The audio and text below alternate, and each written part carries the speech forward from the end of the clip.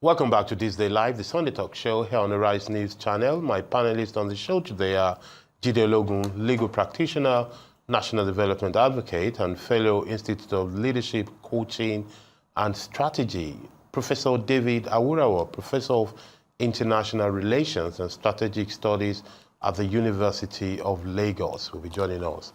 The U.S. has taken a dramatic step of blocking Palestine Authority President Mohammed Abbas from attending next week's United Nations General Assembly in New York.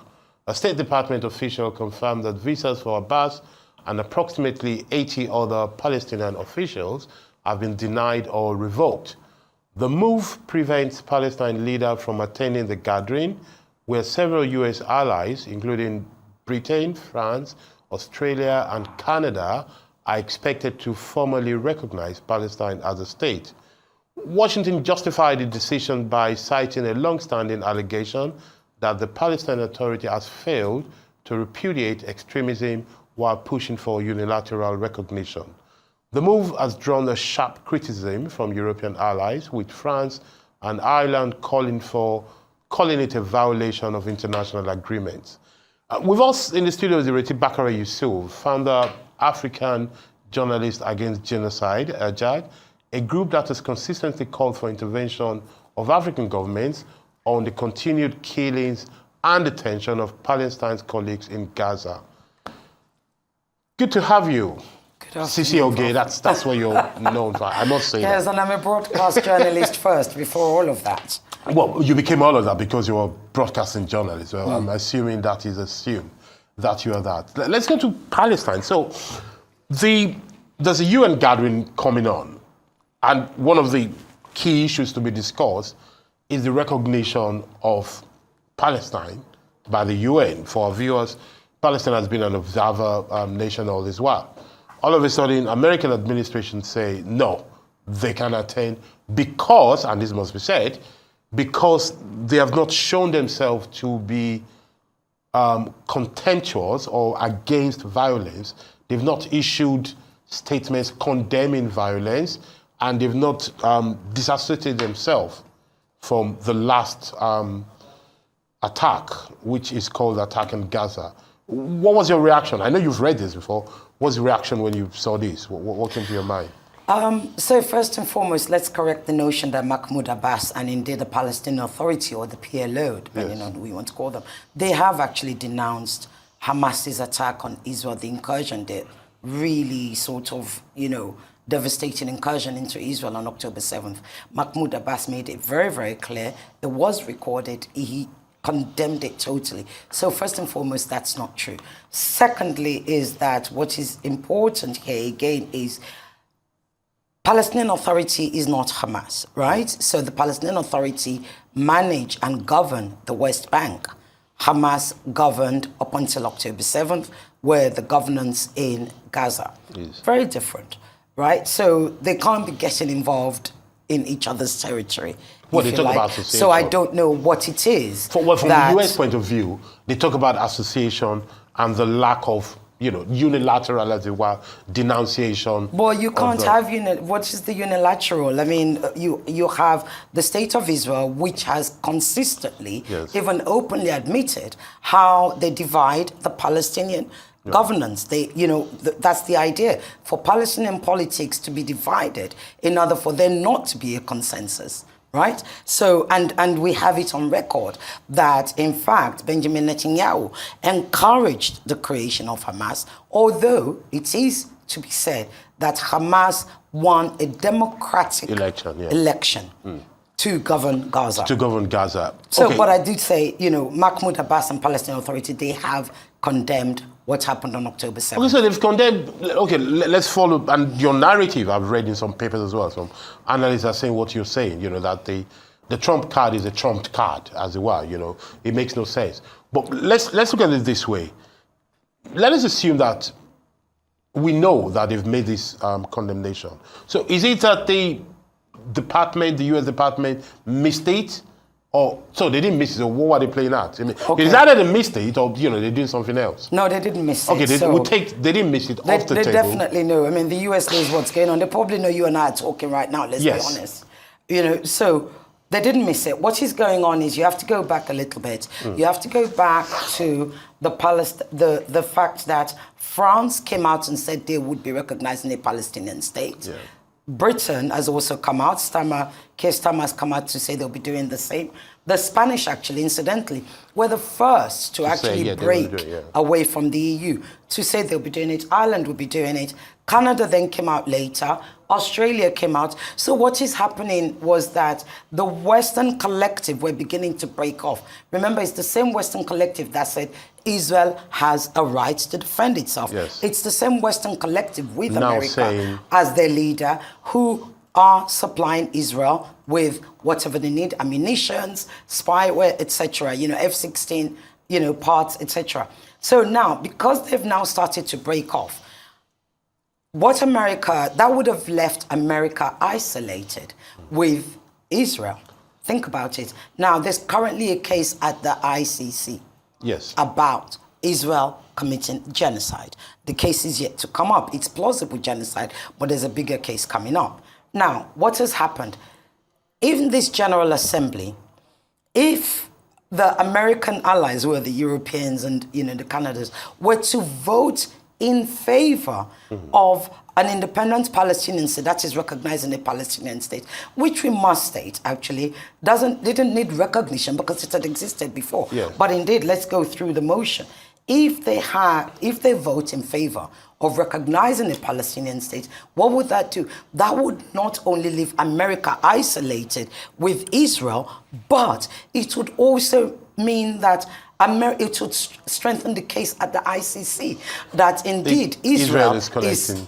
Yes, exactly. Committing genocide. Exactly. But let's roll back something. So what you're saying is that they're doing that because they don't want the motion to sail through. They don't want because they don't want the Palestinians. But technically, they don't need the presence. No, they don't. To make the motion sail through. So. Yes, no, they don't. But of course, we all know that there are conversations that happens away from the cameras, away from the hall, away from the parliament, right? So the Palestinians would have been there to actually present their case strongly. I see what you mean, yes. What they are doing is arm wrestling the Europeans. And let me tell you something. Yes, the chances are the Europeans are not going to go through with what they said they would do.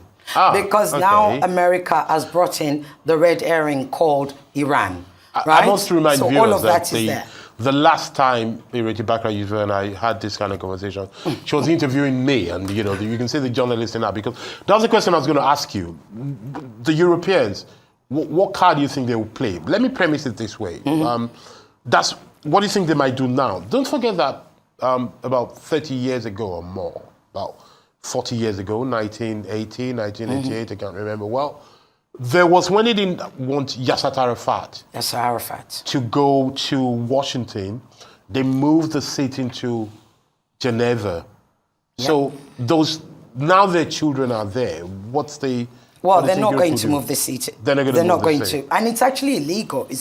Actually, thank you for reminding me. We must remember that what America, USA is doing is actually against international law. The UN building, albeit physically on American land, is actually independent. It's a neutral place. Every member state, be it observer or otherwise, has the right to be in there. But of course, you can't get there unless you're able to get into the country. But the point, though, is that you refer to the 1947 agreement, Section 11 of that agreement, that states that the US cannot restrict certain people from attending the gathering.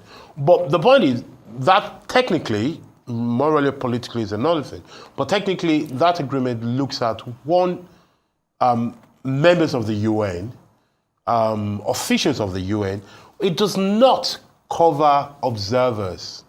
But the fact of the matter is the UN has actually recognized, they've given Palestine or those representatives the right to be observers. As observers.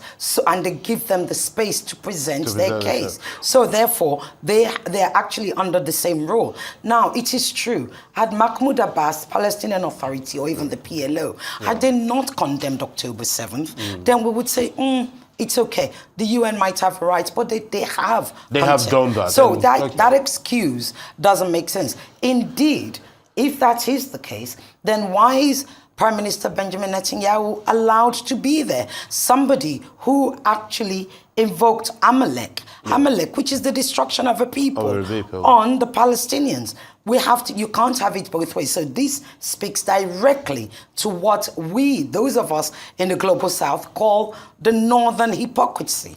The hypocrisy of the global north. But indeed, I think the hypocrisy, America, yes, the hypocrisy gets a bit complex now because a part of this north, you know, the UK, the France, large partly Italy, Ireland, they're moving away from that stance, from that hard line now. So I think the north is getting tinier. It seems to be US. Well, yes. It seems to be a 3-letter word now, USA, not a 4-letter word, not NRC. Well, I mean, we could argue that, let's be honest, Europe has become very weak, right? Yes. There's no longer Great Britain. Great Britannia died a very long time ago, right? Europe has become weaker under Ursula von der Leyen. Okay, now America under Trump becomes even stronger because Trump is somebody that doesn't work to the rules. Yeah. He will do what he wants to do. And the Europeans, being staid, S-T-A-I-D, staid politicians, do not know how to maneuver or deal with somebody like Trump, or indeed somebody like Vladimir Putin, who knows how to shape himself to whatever situation he finds himself. So so that's what you have. When you have all those nations coming out, remember, even they themselves gave each other the sort of easy, the opt-out option, the caveat, if you don't stop killing your killings in Gaza, I paraphrase, we will recognize a Palestinian state. That in itself tells you that they're not actually serious about it because, you know, even up until today, I think it's 40-odd Palestinians in Gaza. I don't know have if been it's in killed. fairness European nation or just to get a better understanding. We should realize that Europe hasn't got the military power, the financial power. But Europe has the largest trading with Israel. So they have that economic power. So they're not using it because they're afraid of the almighty United States. So you think Europe is acting this way because they're scared of the US? Well, right, playground thing, when we talk Europe, again, we must remember that there hasn't been a EU bloc rule or vote to actually recognize Palestine. There's been individual countries. And that's what I'm saying. The actual EU as a bloc has not had the courage to actually do what it should do in the way that it's had the courage to be able to vote for sanctions against Russia because of Ukraine. How do you think Americans are reacting to this? Is it a popular thing in the United States, or what's going on there? The vast majority of Americans, poll after polls tell us, I think it's something like, the last poll is something like 65, 68% or so, are actually against America continuing to provide arms to Israel. Even you have right-wing Americans, you have Republicans, you have Christian evangelists coming out to say, you told us USA first, America first. You didn't tell us Israel first. Why is Israel the primary goal of America? Why are we using our tax dollars? Because, you know, in Nigeria, we complain about the cost of goods. We complain about the cost of living. In America, the same thing exists, right? So they're saying, we want you to concentrate on our problems, right? You have, you have, what's the name of who's now become a Tucker Carlson, the likes of Tucker Carlson, you know, Marjorie Taylor Greene, etc. So big now, MAGA figures and faces. So now the American society is no longer, and if you thought about it, 2 years ago, prior to October 7th, you could never have imagined this. The vast majority of America were for Israel. Right? But now it's the American politicians. Yeah, that are not for it, but there's something that still are not for clear. it. If there's something not clear, one, you say, we know that technically Palestine could still be recognized with or without their presence there. The votes will pass through, but if you don't have those big boys, so to speak, it doesn't mean nothing. America doesn't have to. I mean, resolution after resolution after resolution that has been voted for, right, against Israel. Israel has never obeyed it. Israel, and it's always been Well, but in vetoed this case, I mean, by yes. the USA, Yes. right? So Israel will only ever obey what the USA says. And USA has found a way to throw the Iranian, the whole, the Iranian dog in front of everybody to distract them. And it's all very complicated. But they are not, I doubt it, much as we would want them to, I doubt very much that the Europeans will have the courage to stand up to America when they get there and actually say, yes, we are voting for... Keir Starmer's got elections coming up. Yeah. Macron, this is it, he's gone. He's pretty much gone, yeah. right? So if you look at that, Starmer's got something to lose. Macron hasn't got anything to lose. So he right? would be the one. So Starmer has shown us that he's not a man of courage. Yeah, he's a man of dilly-dally.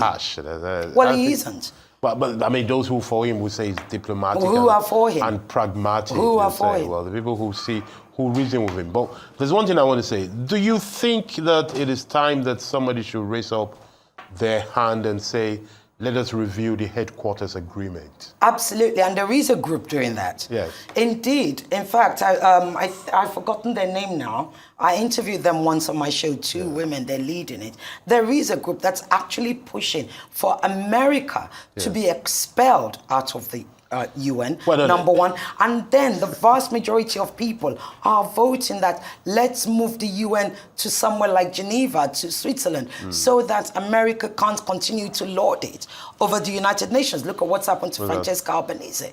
In fact, would you believe that Antonio Guterres, the General Secretary, has not spoken to Trump? But do you think in the last 2 years? I don't think the physical headquarters since Trump came in, affects policy. I mean, whether you move it to Geneva or to Colombia, I think, American influence will still be American influence. No, not necessarily. It's a physical thing as well. Not necessarily. Why? Because what we tend to think is that because America has the money and America is the one that funds the United... UN. No, that's not true. America actually owes the UN $1.3 billion. But what I'm talking about is the physical structure, the what I'm saying is, headquarters. but why would America be the one that's lording it over? America can lord it, can stop you and I or whoever from coming because you need an American visa to get there. If it is in somewhere neutral like Switzerland, America can't, number one. Number two, smaller countries and countries of the global south who are developing countries would have more of the courage to stand up to America.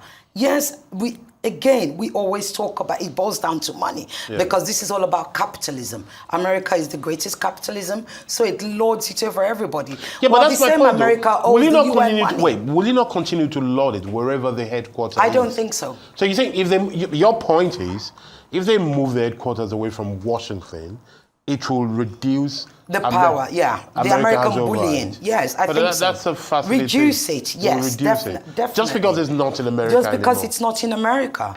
Maybe we should ask them to bring it to Nigeria. No, we can have it. We don't need... No, I think, I would love it to be on African soil, to be honest with you. I'm specific. And maybe at why this not point, Nigeria? So what have you got against Nigeria? Oh, no, it's not that. I think it to Ibadan or something. There's so much more that we can do as a country, actually. And if we talk about Nigeria at the UN, we're certainly not doing enough. Our voice is far too quiet, I'm putting it politely, in what is going on. But so in this case, what do you think we ought to be doing? Well, in this case, we need to... Please don't give us advice that will put us in trouble. No. But go ahead. What do you think we ought to be doing? Well, at the moment, Nigeria supports the two-state solution. Yes, at the moment, and I saw Minister of Foreign Affairs, Minister Yusuf the other day condemning the killing of journalists and of civilians in Gaza. However, what Nigeria needs to be doing is to be part of the Hague group, if we're really serious. Because there is an Hague group of countries who are actually coming together, one, to back up South Africa's case against Israel, in addition to actually put their own case forward. And Nigeria isn't doing that. And if we're going to remain the giant of Africa, indeed, I heard something the other day, and you would like this.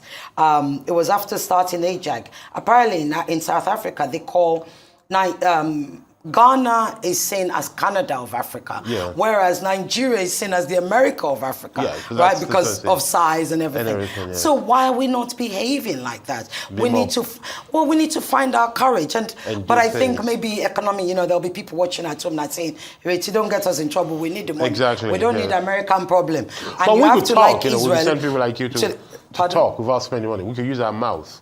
Well, I think we can. I think talk, the Minister of Foreign Affairs is doing a good job, but I wish it would be stronger. Indeed, our Senate President, perhaps the most impressive speech he's ever made, was last year. I think it might have been in Switzerland. I can't remember now. Yeah, where he spoke about the Israel-Palestine issue, and it was most impressive. So we should continue and stop keeping quiet about this issue. Well, I guess we shall continue to talk more about this. This is the issue on the table now is to say allowing Palestine to be recognized or not, and allowing Palestine to be recognized or not on one hand, and allowing the leaders of Palestine into He's never going Washington. to do that. So those are the two on the They're never going to do that. But recognizing the state of Palestine is only symbolic. But even though it's symbolic, it's an important symbol. It is critically important, again, for the people of Palestine, right? And it changes things legally. Because there isn't a Palestine state at the moment. They don't recognize it. So beyond these two issues, recognition of Palestine, presence of Palestine leaders, tell me two things you look forward to at the United Nations. What I look forward to at the United Nations is for France, I can say, I pray Kestam won't chicken out, is for France, Britain, Australia, Ireland, Spain, Canada. I would like them, and I think the global citizens want them. The way the world is at the moment, young people, global citizens want these people, these leaders, to be able to stand on their own 2 feet and stop allowing themselves to be bullied by an America, not just America, an America that is run by Donald Trump, a man that doesn't recognize international law, that doesn't recognize any rules, and doesn't recognize his own constitution.